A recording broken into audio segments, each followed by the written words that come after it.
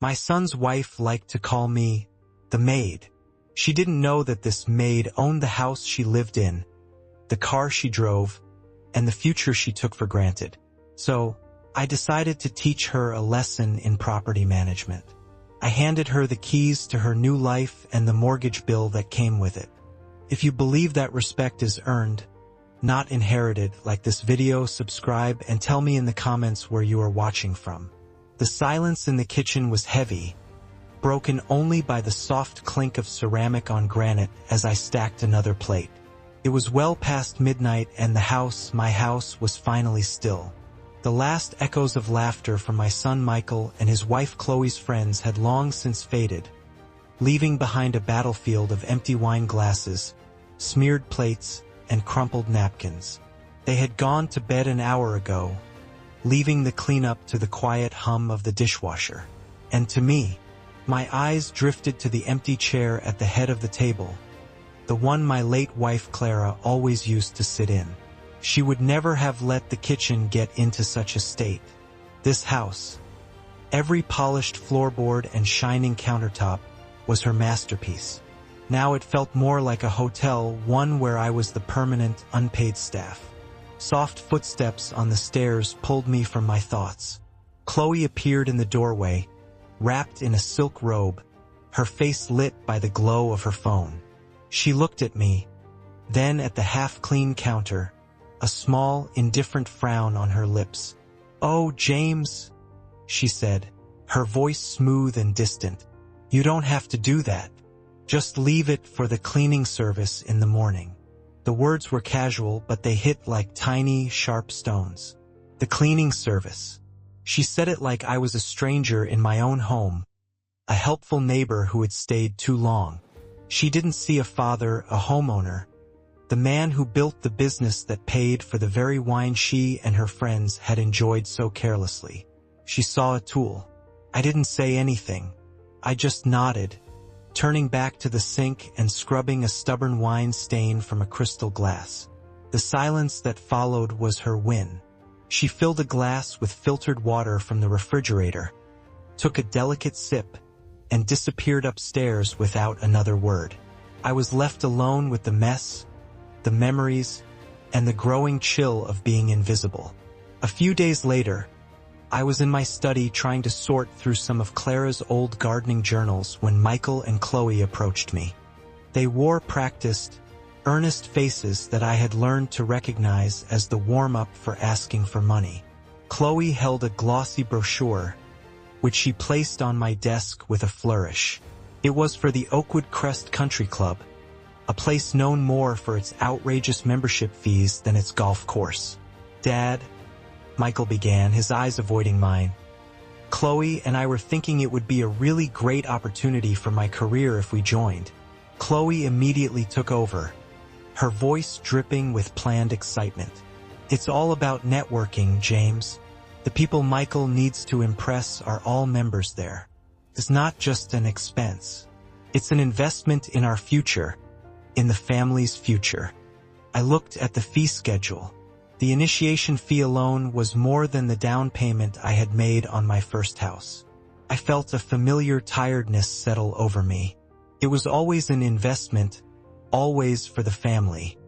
But the returns never seemed to show up. I looked at my son, a 35-year-old man who still spoke like a boy asking for a bigger allowance. "Michael," I said, my voice steady, "are you sure you'll have time to actually use a membership like this? Your workload already seems heavy." He shifted his weight, searching for an answer. "Well, you have to make time for these things, Dad. It's important." Chloe stepped in smoothly, placing a hand on Michael's arm. "Of course he will. We'll make it a priority. Think of the connections, James. The dinners, the events. It will raise our whole family's standing." I knew it was a useless argument. Saying no would lead to weeks of sulking, passive-aggressive comments, and a tense atmosphere that would make my own home feel like a prison. It was easier to just write the check. I was paying for peace, not for golf. "All right," I said, pulling my checkbook from the drawer. "I'll cover the initiation fee. Chloe's face lit up with a victorious smile. She leaned over and kissed my cheek. "Thank you, James. You're the best. You won't regret this." Michael mumbled, "Thanks, Dad," his relief obvious. As they left the room, I could hear Chloe already on her phone, excitedly telling someone the good news. I looked down at the checkbook in my hands. It felt less like a tool of generosity and more like a leash, one they held tightly. The piece I had just bought felt unbelievably expensive. The final straw, the one that broke the quiet foundation of my patience, came a week later. I had spent the afternoon visiting Clara's grave, a quiet habit that always gave me some comfort. When I came home, the first thing I noticed was the change in the living room. It was brighter, louder, and emptier. The large custom-built bookshelf that held Clara's collection of classic books, her pride and joy, was gone.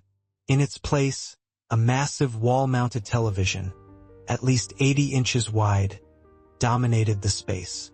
Its screen was black and glossy, reflecting a warped version of the room. A stranger's room. I stood there, keys still in my hand, feeling completely out of place. My heart started beating faster. I walked over to where the bookshelf used to be, touching the wall as if to prove it was real. I could see faint marks in the paint where the shelves had stood for over 30 years. Chloe walked in from the kitchen, humming, a smoothie in her hand. She saw me and smiled brightly, unaware of the storm building inside me. "What do you think?" she asked, pointing at the television with her glass. "It really opens up the space, doesn't it? Makes it so much more modern and perfect for entertaining." She said it with such casual confidence, like she had just moved a few pillows. There was no asking me, no discussion, not even a simple warning. It was a command. I didn't answer right away. I was trying to keep my voice steady. "Where are the books, Chloe?" I finally asked. "Oh," she said, waving a dismissive hand. "They're safe. We moved them down to the storage room in the basement. They were getting a bit dusty anyway. And honestly, nobody was reading them. Nobody was reading them." The words echoed in my head. I looked at her, at this woman who had erased a living piece of my wife and my history so easily, and replaced it with a lifeless black screen. I didn't say another word. I turned and walked down the basement stairs. There they were, Clara's books, not carefully packed, but piled in dusty cardboard boxes in a dark corner. I ran my hand over the spine of an old copy of Pride and Prejudice, its cover worn from being read again and again. In that moment, standing in the cold, dim basement light, I knew the silent war for my own home had begun, and I could no longer afford to be a quiet soldier. The dining room looked like it was staged for a magazine photo. A long mahogany table, polished to a mirror shine, reflected the warm, careful light of the crystal chandelier above. Every fork, every knife, every water glass was perfectly lined up. Chloe had insisted on using the wedding china, plates with delicate gold rims we usually saved for Christmas or Easter. A large, artful arrangement of white lilies sat in the center, their heavy, sweet smell filling the air with a strange perfume. It was a performance of wealth, of perfect domestic life, and I knew my role was not director. I was stage crew. Chloe's parents, Richard and Beverly, sat across from me. Richard wore his success like a tailored suit, expensive and a little too tight. He had a firm handshake and an appraising stare that seemed to calculate the value of everything he looked at. Beverly matched him perfectly.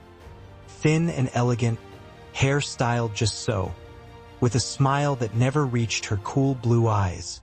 They spoke in practiced tones about their recent trip to Tuscany, their problems with their landscape architect, and the rising price of membership at their yacht club.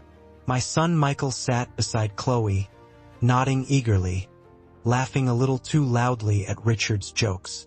He was trying so hard to impress them, to fit into their world of casual luxury. He looked like a boy wearing his father's oversized suit, and in a way he was living in my house, spending my money, all to keep up the illusion that he belonged. I stayed quiet for most of the meal, listening. My job tonight was clear. Be the generous, silent patriarch, the foundation Michael and Chloe used to build their glittering life. I wore a simple pressed shirt and dark pants, a sharp contrast to Richard's designer blazer. I made sure their wine glasses were never empty, getting up to bring a second bottle of the expensive Cabernet I bought for the occasion. I cleared the appetizer plates and served the main course, a rack of lamb I had spent the whole afternoon preparing. I did it all with the quiet efficiency I had learned over decades of caring for my family, providing without needing applause. It was what a father, a husband, a host did. It was a language of love I had learned from Clara. Action, not words. But I was starting to realize that to Chloe and her family, it was a language they didn't speak or chose not to understand. As I moved to refill Beverly's glass, she watched me with detached curiosity, like she was studying an interesting machine. She took a delicate sip of wine, then turned to Chloe, speaking loudly enough for everyone to hear. "It must be so convenient," she said, dabbing her lips with a linen napkin. "Having full-time help like this, it frees up so much of your time for the more important things." The words hung in the air. It sounded like a compliment to her daughter's lifestyle, but the meaning underneath was clear. She didn't see me as her daughter-in-law's father-in-law. She saw me as staff. I saw Michael tense up beside Chloe. He opened his mouth like he might correct her, a spark of loyalty flashing in his eyes.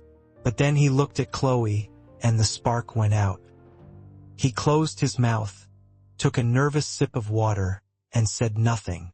That was Chloe's moment. She let out a light, musical laugh, the kind she used at cocktail parties to brush off something small.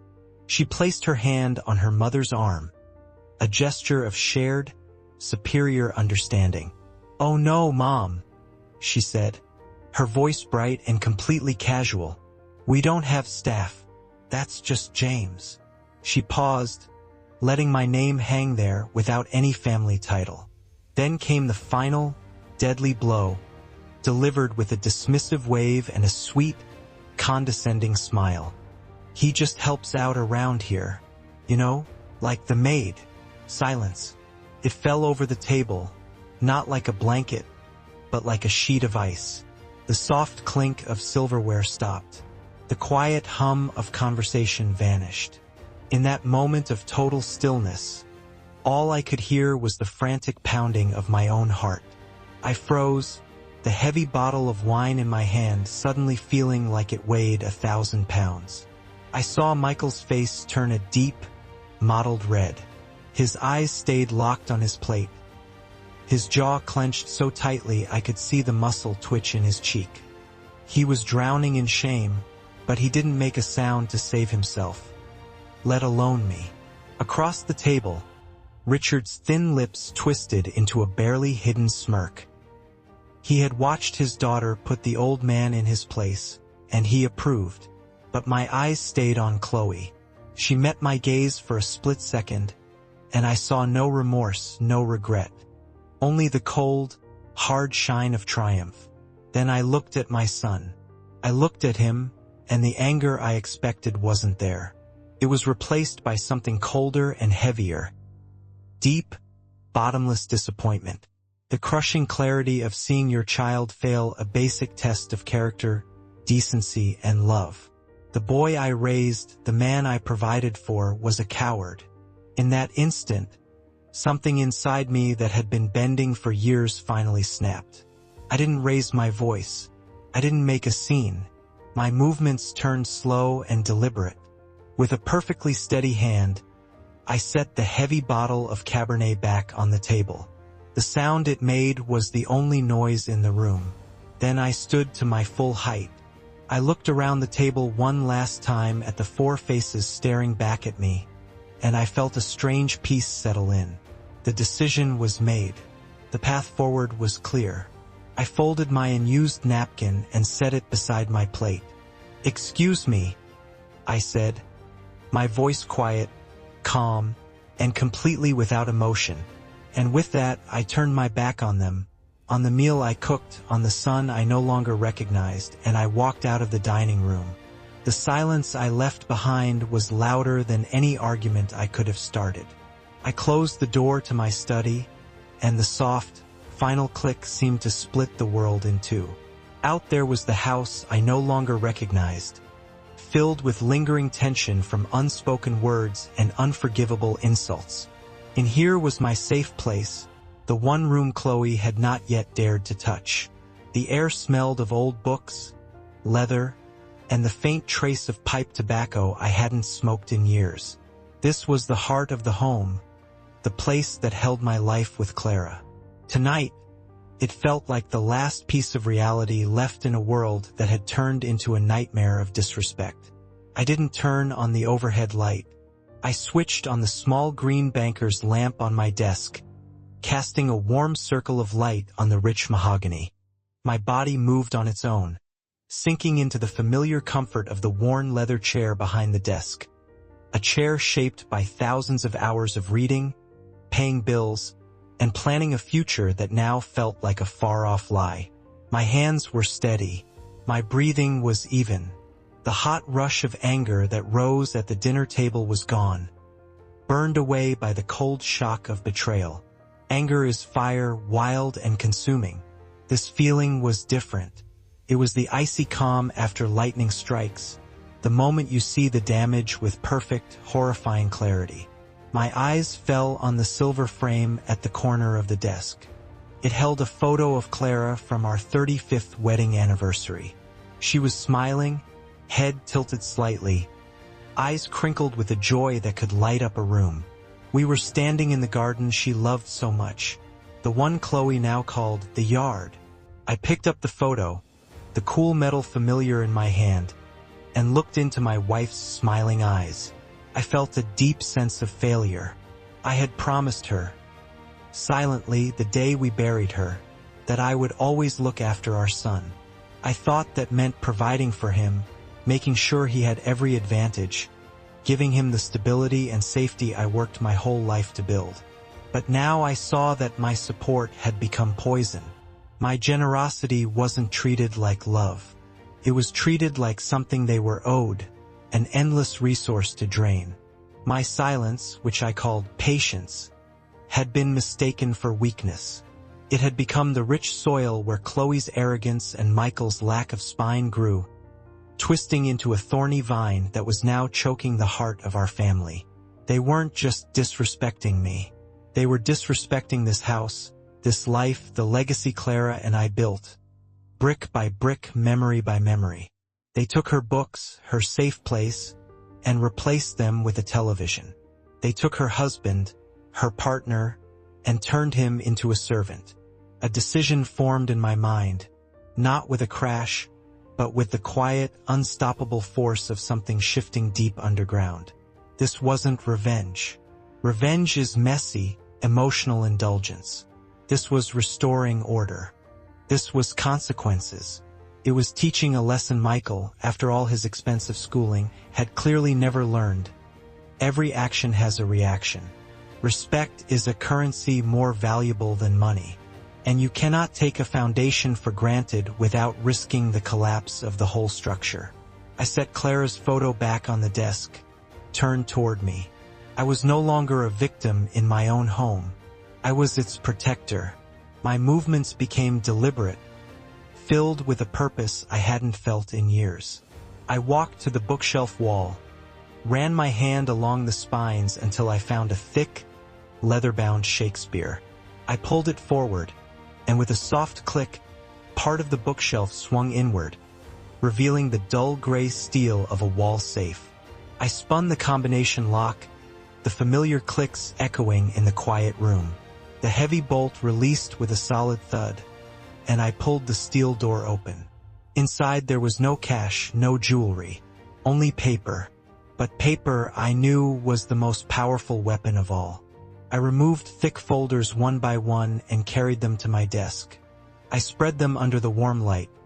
The original deed to the house signed in my name and Clara's 40 years ago, the paid-in-full mortgage certificate, property tax records for the last 2 decades, detailed statements from my investment portfolios, corporate filings for the business I sold, the source of the wealth they enjoyed so carelessly. It was all there. A lifetime of hard work, careful choices, and financial independence laid out on the mahogany. This was the truth. This was reality. And it was a reality they had become dangerously detached from. I sat down, pulled a blank yellow legal pad toward me, and picked up my favorite fountain pen. The time for quiet endurance was over. The time for a silent, calculated response had begun. The law offices of Reed and Associates were not on a high floor of a shiny downtown skyscraper. They were inside a beautifully restored 3-story brownstone, a building that spoke of stability, history, and quiet confidence.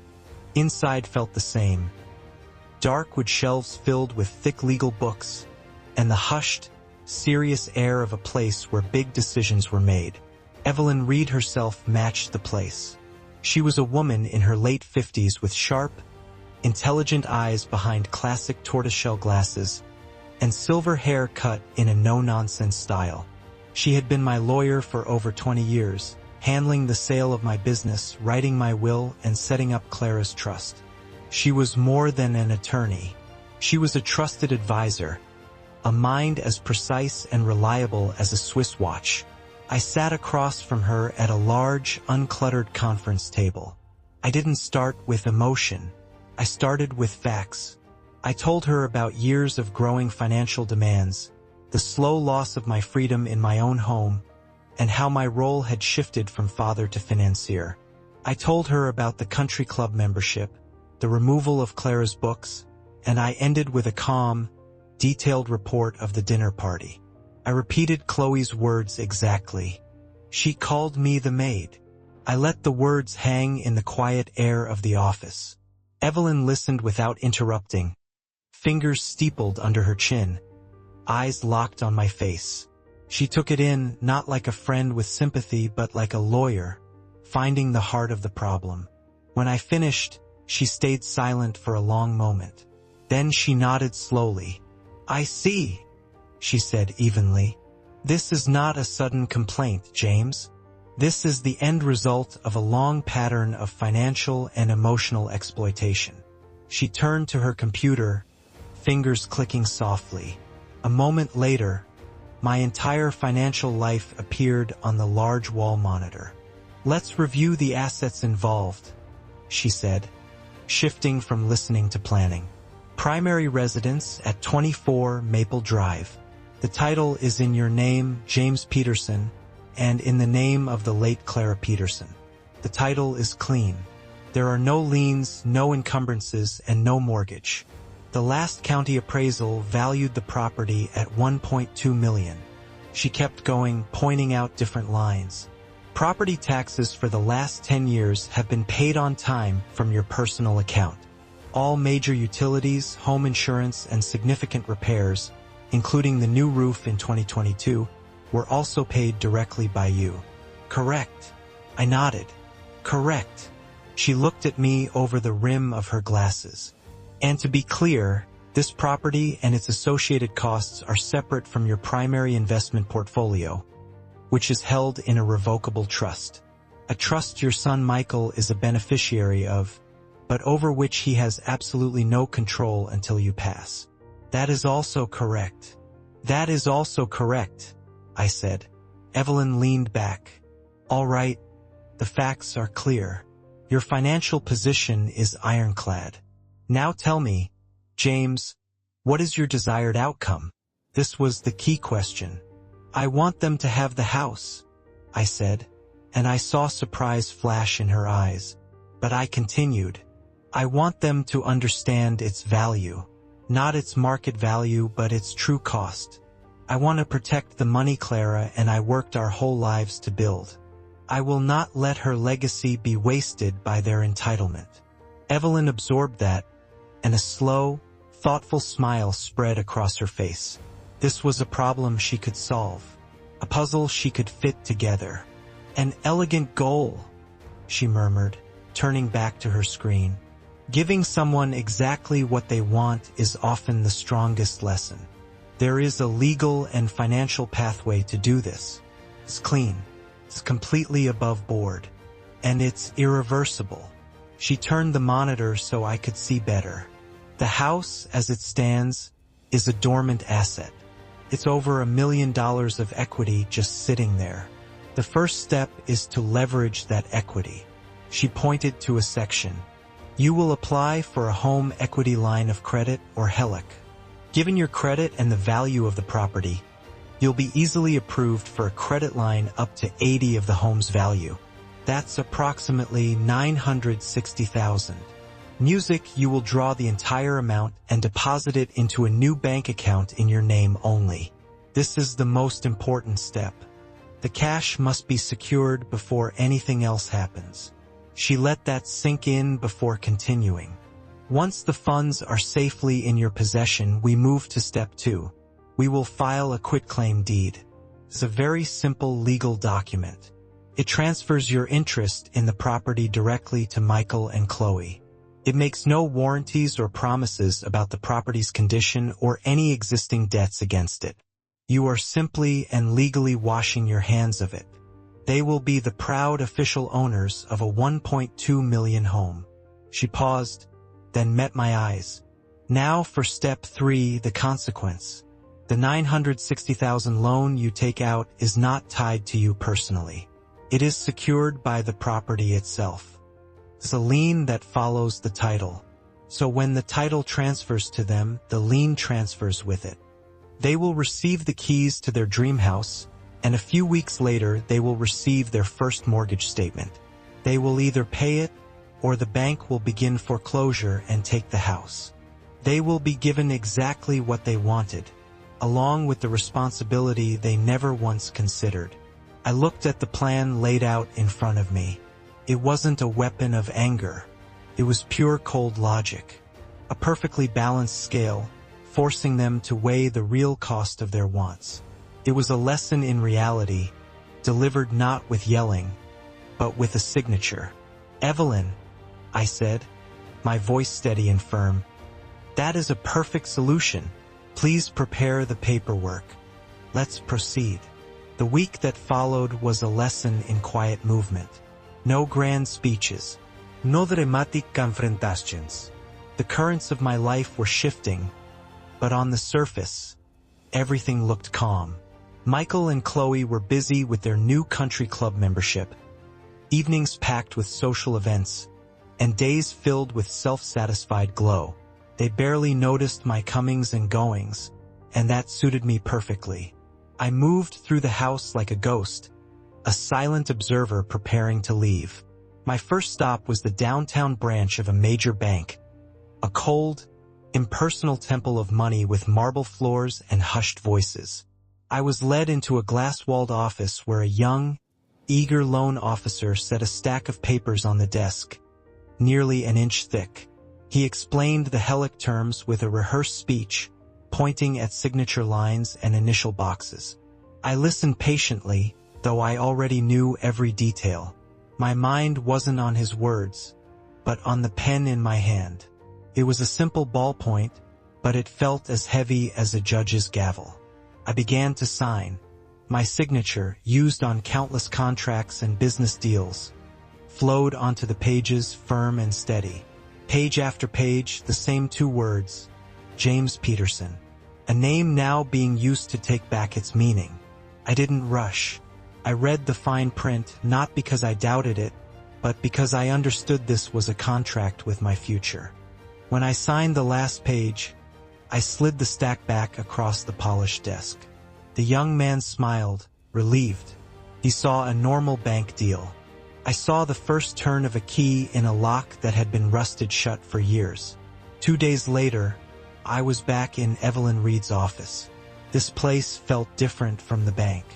Not cold and impersonal, but warm and steady, filled with old wood and trusted advice. Evelyn didn't waste time with small talk. She slid one deceptively simple document across the table. The quitclaim deed. My eyes scanned the legal words, the formal phrases that would cut a 40-year tie. All my right, title, and interest to the property commonly known as 24 Maple Drive.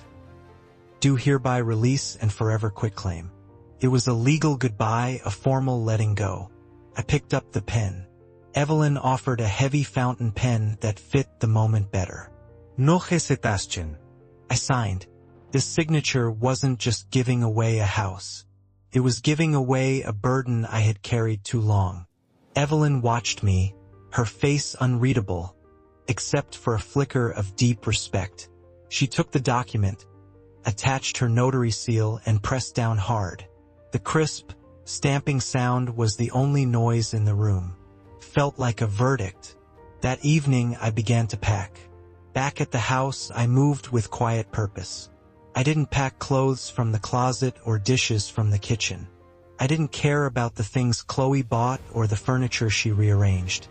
My job was to choose what mattered, to shrink 40 years of love and memory into a few cardboard boxes. I went to the study first. I wrapped Clara's framed photo in soft tissue paper and placed it at the bottom of a box, the foundation. I went down to the cold basement and found the boxes of her books. I didn't take them all. I chose 3.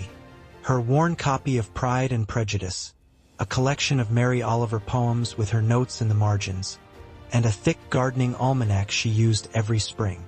From my desk, I took my father's old gold watch and the fountain pen I used to sign the deed. I packed my journals filled with quiet thoughts from a long, content life.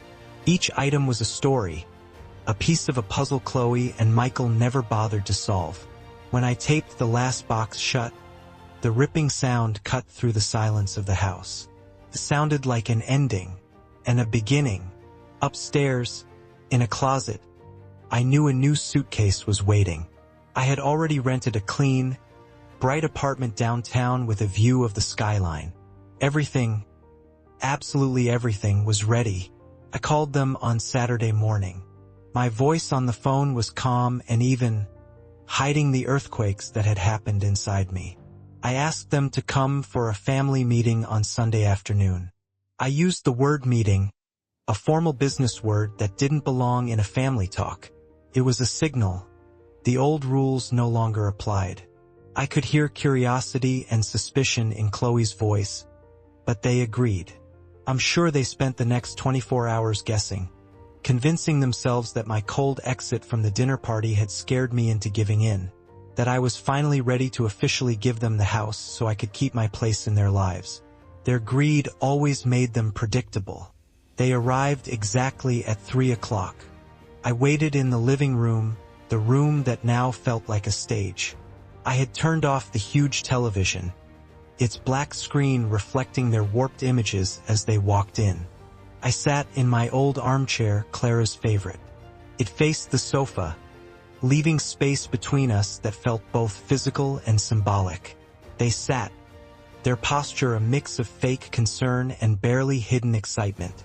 Chloe arranged herself carefully, smoothing her expensive dress. Michael looked nervous, eyes darting around the room, avoiding mine. "Thank you for coming," I began, my voice quiet but carrying through the stillness. "I've been doing a lot of thinking this past week. About the future, about legacy, and about this house." At the word house, they traded a quick, triumphant glance. The look of 2 people who thought their check was about to arrive. Chloe leaned forward, her face painted with sincerity. "We were so worried about you, James," she said softly. "We're glad you're ready to talk." I let her words hang for a moment, ignoring the obvious lie. "I've come to a decision," I said. "A decision I believe is best for everyone." My movements were slow and deliberate. I leaned forward and placed 2 items on the coffee table between us. First, a single shiny brass key to the front door. Second, a thick manila folder stuffed with documents. Their eyes went straight to the key, the simple object that meant the ultimate prize. "This house," I said, steady, "has been my home for over 40 years. Clara and I built a life here, But a house is for the living, for the future. And you two are the future of this family. I paused and let them feel the weight of my words. And so, I finished. The house is now yours. A dazzling, real smile spread across Chloe's face. The first honest expression I had seen from her in years. She let out a small, victorious laugh and reached across the table, snatching the key. "Oh, James," she breathed, eyes shining. "Thank you. We won't let you down. I knew you'd see things our way." She held the key in her palm like it was a jewel, already imagining herself as the true ruler of the house. Michael looked relieved, his face loosening. "Dad, this is incredible," he stammered. They were so lost in their victory they barely noticed as I slid the thick folder across the table toward them. "Of course," I said, my tone shifting from fatherly to practical. "As the new homeowners, there are a few formalities and responsibilities you need to know about." Chloe kept admiring the key, barely listening, but Michael, always more cautious, reached for the folder.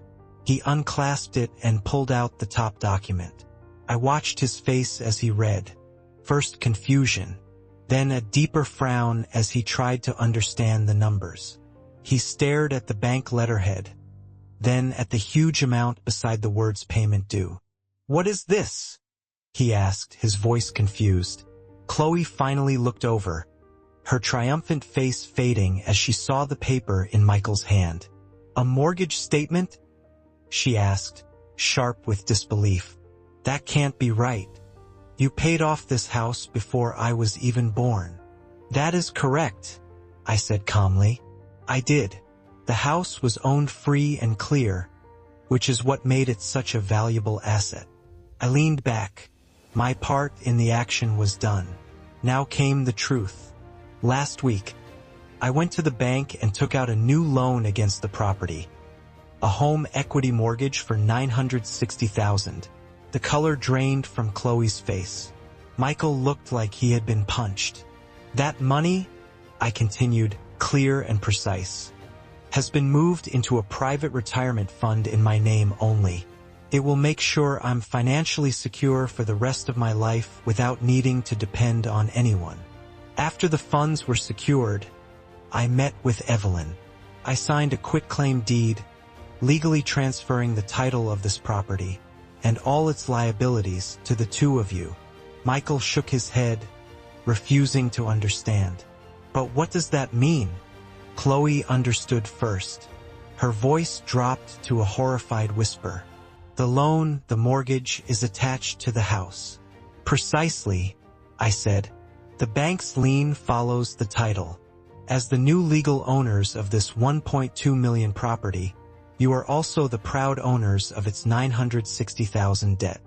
I pointed to the paper in Michael's shaking hand. "This is your first monthly payment, $7,200. It's due on the 1st of next month, in 3 weeks. I trust you'll make arrangements." They sat in stunned silence. The brass key lay forgotten on the table, its shine now looking cheap and mocking. I wasn't done. I pulled out several more envelopes and placed them beside the mortgage bill, fanning them like a losing hand. "And of course, there are the other costs of homeownership. This is the quarterly property tax bill. That's just under $6,000. And here are the latest bills for electricity, water, and gas.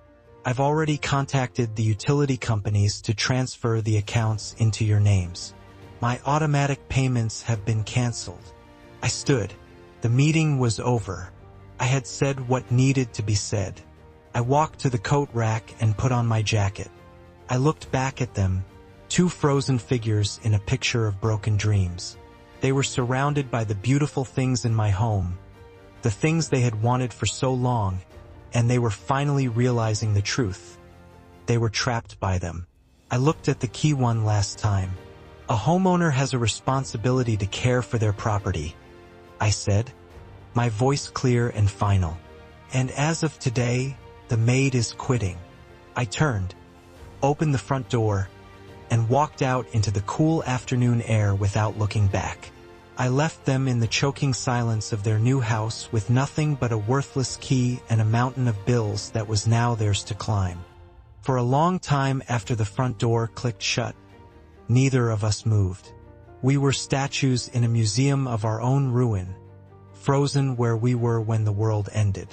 The only sound was the faint hum of the refrigerator in the kitchen, a normal noise that felt wrong in the face of total devastation.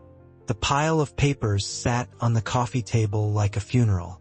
The brass key gleamed in the afternoon sun. It was no longer a key to a kingdom. It was the key to a cage. It was Chloe who broke the silence. Her voice wasn't a cry or a whisper. It was a low, poisonous hiss, like a snake ready to strike. "Well," she said, eyes fixed on the door my father had just walked through. "Aren't you going to do something? Or are you just going to sit there like you always do?" I looked at her. Her face, usually so perfect, was twisted with rage and disbelief. This wasn't the plan. The plan was effortless luxury, country clubs and European vacations, paid for by a quiet old man who knew his place. "Do something?" I said at last, my own voice sounding strange to me, thin and shaky. "What is there to do, Chloe? Didn't you hear him? He's gone. The money is gone." She sprang up from the sofa, sharp and violent. "This is your fault," she screamed, jabbing a trembling finger at me. "Your fault. He's your father.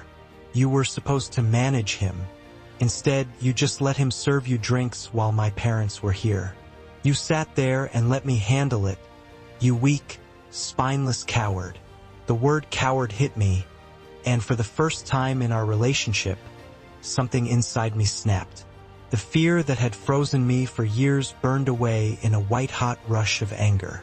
"My fault," I shouted, standing to face her. "You think this is my fault? I wasn't the one who called him the maid, Chloe. That was you, only you. Was it worth it? Was that one little moment of feeling better than my father worth all of this?" I waved my arms at the room, at the furniture she picked out, at the 80-inch TV that replaced my mother's memory. "This is what you wanted. This house. This lifestyle. You pushed and pushed, and you were too arrogant and too greedy to ever think he might push back."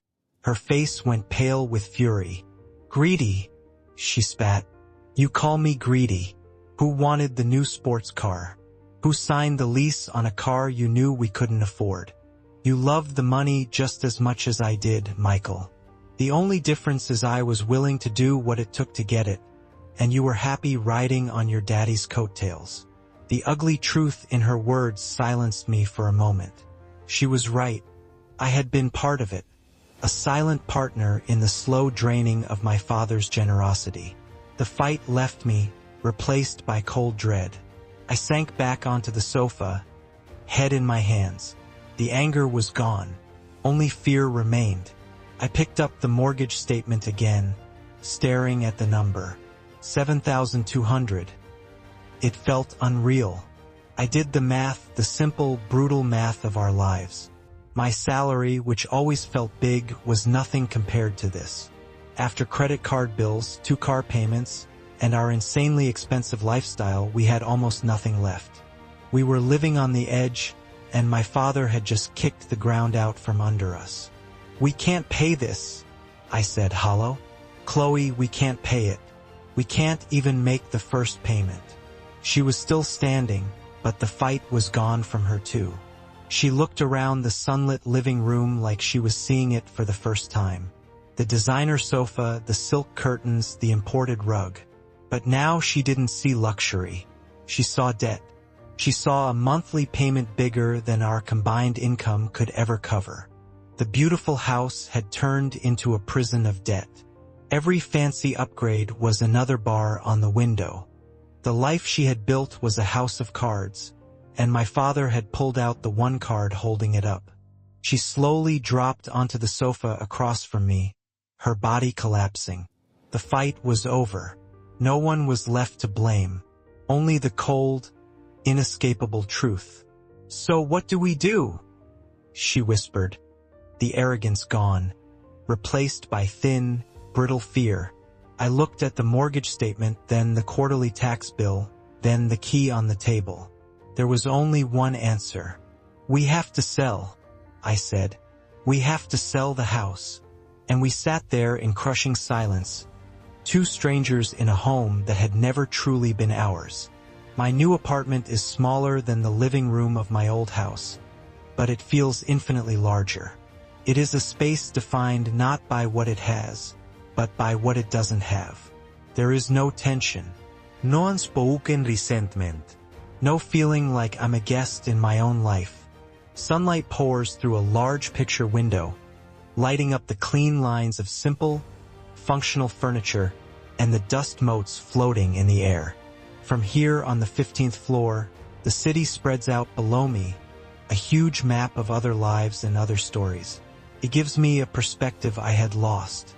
My few precious boxes are unpacked. Clara's photograph sits in the place of honor on my desk, her smile a constant, warm presence. Her favorite books rest on a small handmade shelf next to my reading chair. These are the things that matter. The rest, the expensive furniture, the huge rooms, the perfectly manicured lawn, I don't miss it all. I had confused the container for the treasure it was meant to hold. Now I have the treasure, and the container is someone else's problem. I spend my mornings in a calm, productive peace. I'm not doing nothing. I'm building something new. Spread across my desk are not bills or bank statements, but legal documents to create a charitable foundation. It will be called the Clara Peterson Memorial Scholarship. It will fund young students who want to study landscape architecture, Clara's first love. The money I pulled out of the house, the money that became a source of ugliness and greed, will now be transformed. It will become a garden, planting seeds of opportunity in strangers' lives. A legacy of growth and beauty that honors her far more than an empty, silent house ever could. The ring of my phone cut through the quiet afternoon. I looked at the screen and saw Michael's name. A month had passed since the meeting. A month of complete silence. I felt no anxiety, no dread, only quiet curiosity. I let it ring one more time, a small reminder of my new pace of life, and then I answered. "Hello, Michael," I said, calm. I listened. His voice was thin and strained, stripped of its old confidence. It was the voice of a man who had hit rock bottom. I listened to his broken explanations, his list of problems, his talk of real estate agents and lowball offers, and the crushing weight of debt. I didn't interrupt. I just listened to the predictable, unavoidable consequences of his choices. There was a long, painful pause on his end. Then came the question I knew was coming, a desperate, mumbled request for help, for a bailout, for me to fix the mess they had made. I took a deep breath and looked out the window at the endless sky. "I understand," I said, gentle but firm. "It sounds like you're in a very difficult position." I let the silence stretch again, making him feel the finality of it. Then I gave him my answer, the one that would shape our relationship from now on. "Yes, son," I said. "My door is always open to you. But this time you will enter as a guest, not as an owner." I heard a shaky breath on the other end, the sound of a man finally understanding the new rules. After a moment, I said goodbye and ended the call. I didn't feel victorious. I didn't feel triumphant. The satisfaction I felt was deeper, quieter, and more real. I stood at the window, watching the flow of traffic far below, the endless movement of the city. What I did wasn't revenge. Revenge is a fire that burns the person holding it. This was restoration. It was like finding a beautiful old clock that was telling the wrong time. And instead of smashing it, I carefully opened it, cleaned the gears, and set the hands correctly. I reset the moral compass of my family. I didn't destroy my son. I gave him the chance, painful as it was, to finally become a man, to stand on his own and face the results of his actions. I protected Clara's legacy, turning it from a source of entitlement into a force for good. And I took back my dignity, not by yelling, but by making a quiet, deliberate choice. Order had been restored, and in that restoration, I finally found peace. This story taught me a deep lesson. Peace bought with dignity is not peace at all. For years, I swallowed disrespect, thinking my silence was protecting family harmony. I was wrong. My silence wasn't a shield. It was fertilizer, letting entitlement grow where gratitude should have been. The hardest lesson was realizing that sometimes the most loving act is to create necessary conflict. Setting firm boundaries isn't about building walls. It's about teaching others the value of the door. Real strength isn't found in enduring endless disrespect. It's found in calmly and decisively teaching others how you deserve to be treated. What did you think of the lesson Chloe and Michael learned? Share your thoughts in the comments below. And if you believe in the power of quiet strength, be sure to like this video and subscribe for more stories.